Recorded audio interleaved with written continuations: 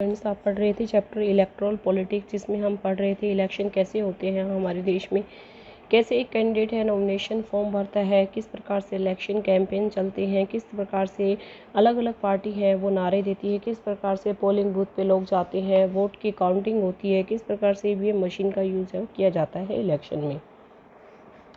First EVM machine जो use की गई थी वो केरला स्टेट असेंबली इलेक्शन में यूज़ की गई थी। और अभी आप क्या देख रहे हैं, what makes election in India a democratic. अभी हमें ये बताना है कि इंडिया के इलेक्शन डेमोक्रेटिक है, इसका रीज़न क्या है। We get to read a lot about unfair practice in election. हम बहुत सुनते हैं कि इलेक्शन में क्या होता है, अनफेयर प्रैक्टिसेस होती है, लोग हैं वो गलत तरीके का इस्तेमाल करते हैं। न्यूज़पेपर और टेलीविज़न रिपोर्ट्स हैं, उसमें ऐसे एलिगेशंस लगे होते हैं, आरोप लगे होते हैं। Most of these reports are about the following. कई बार ऐसा होता है कि फॉल्स नेम का इंक्लूजन होता है और जो जेन्युइन नेम होता है वोटर लिस्ट से एक्सक्लूजन होता है, यानी कि बाहर होता है। कई बार ऐसा होता है, हमें सुनने में आता है कि गवर्नमेंट फैसिलिटी का मिसयूज़ किया जा रहा है ऑफिशियल्स के द्वारा, रूलिंग पार्टी के द्वारा। कई बार ऐसा होता है कि एक्सेसिव यूज़ किया जाता है मनी का रिच कैंडिडेट और बिग पार्टीज़ के द्वारा। Intimidation of voters and rigging on the polling day. कई बार ऐसा होता है कि पोलिंग डे पे कुछ ना कुछ है ना ऐसा हो जाता है कि जिसकी वजह से लगता है कि इलेक्शन सही नहीं हुए। Many of this reports are correct. और इनमें से बहुत सारी रिपोर्ट्स होती है करेक्ट भी होती हैं। वी फील अनहैप्पी, और हमें बुरा भी लगता है when we read such reports, but fortunately they are not on such a scale so as to defeat the very purpose of election। पर ये इतने बड़े स्तर पर नहीं होती है कि हम इसे रोक ना सकें।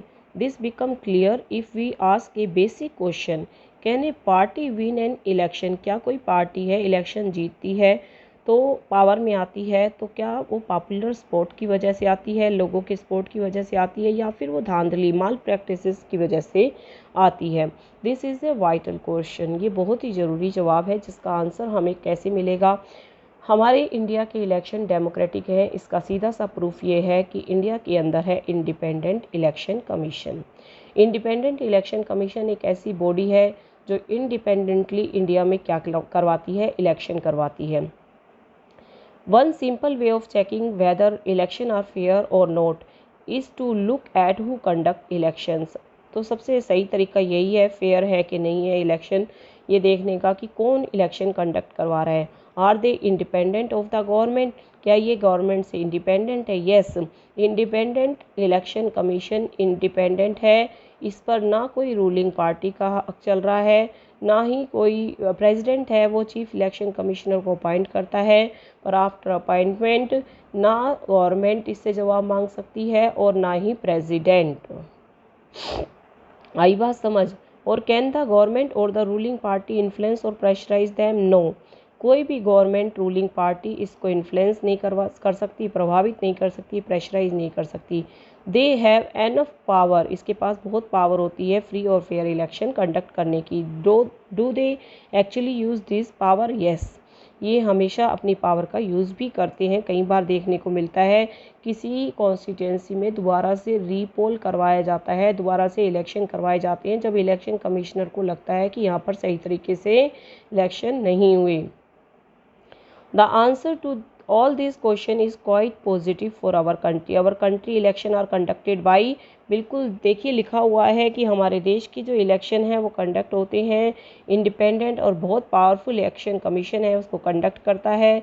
It enjoy the same kind of independence, और इसके पास इतनी इंडिपेंडेंस होती है जितनी कि जुडिशरी के पास। जुडिशरी का मतलब न्यायपालिका। आज हमारी न्यायपालिका बिल्कुल स्वतंत्र है, हर किसी को न्याय मिल रहा है। अगर मंत्री ने जुर्म किया है तो मंत्री को सज़ा मिलेगी, अगर आम आदमी ने जुर्म किया है तो आम आदमी को सज़ा मिलेगी। मतलब जुडिशरी जैसे इंडिपेंडेंट है उसी तरह से इलेक्शन कमीशन भी इंडिपेंडेंट है।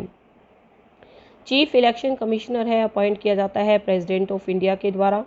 पर मैंने आपको क्या कहा था कि चीफ इलेक्शन कमिश्नर एक बार अपॉइंट हो जाए तो प्रेसिडेंट की नहीं सुनता, गवर्नमेंट की नहीं सुनता। Not answerable to president and the government even if the ruling party और the government does not like what the commission does. और कई बार ऐसा होता है रूलिंग पार्टी को, गवर्नमेंट को नहीं पसंद आता जो कमीशन कर रहा है, but it is impossible for them, उनके लिए बहुत ही इम्पॉसिबल होता है कि इस चीफ इलेक्शन कमिश्नर को हटा सके।